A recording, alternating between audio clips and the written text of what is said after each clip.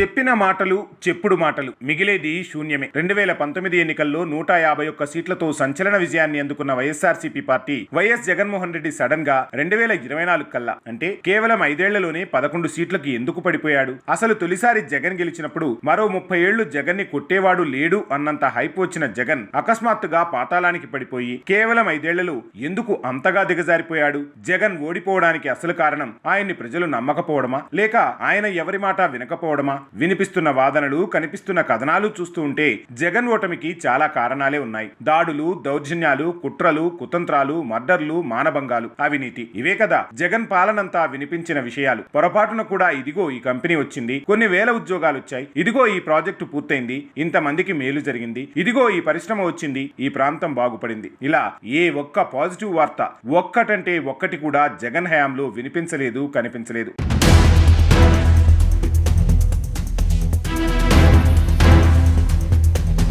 ఒక్క కులపత్రికలోనూ ఛానల్లోనూ తప్ప. దీన్ని బట్టే అర్థం చేసుకోవచ్చు జగన్ పాలన ఏ రేంజ్ లో సాగిందో. ఇదిలా ఉంటే పాలన బాగోక ప్రజలు ఓటు వేయలేదు సరే, మరి 5 ఏళ్లు ఒక వెలుగు వెలిగిన పార్టీ ఎందుకు అంతగా డేలా పడిపోయింది? పార్టీ ఆఫీసులన్నీ ఎందుకు ఖాళీగా ఈగలు తోలుకుంటూ ఉన్నాయి? అంటే ఏముంది, జగన్ విధానం, ఆయన మాట్లాడే తీరు, అవతల వాడికిచ్చే గౌరవం అన్నీ వెరసి ఈ రోజు ఎంతగా దిగజారిపోయేలా చేశాయి. తన చుట్టూ ఒక కోటరీని కట్టుకుని ఆ కోటరీని దాటి రావాలంటే కుదరని పరిస్థితులు కల్పించి చివరకు పార్టీలో జగన్ తర్వాత తానే అనంతగా ఎదిగిన విజయసాయిరెడ్డి లాంటి వాళ్లను కూడా జగన్ దూరం చేసుకున్నాడు అంటేనే చెప్పవచ్చు. ఆయన చుట్టూ పెట్టుకున్న కోటరీ ఎలాంటిదో, ఆయన అహం ఏ మేరకు తలకెక్కేసిందో. ప్రాజెక్టులు మొదలుకొని పైరవీల వరకు అన్ని ఆ కోటరీ కనుసన్నల్లోనే జరిగేలా జగన్ చేసుకోవడం ఈ రోజు ఆయన స్థితిలో ఉండడానికి ప్రధాన కారణమని చెప్పవచ్చు. అయితే నిత్యం చెప్పుడు మాటలు వింటూ ఆ కోట దాటి రాకుండా అసెంబ్లీని, ప్రజలని గాలికి వదిలేసి కాలయాపన చేస్తూ ఇంకో ఏడాదిలో ఎన్నికలు ఉన్నాయనగా బయటకు వచ్చి ఓట్లు అడిగితే ప్రజలు ఈసారి ఆ 11 కూడా ఇవ్వకుండా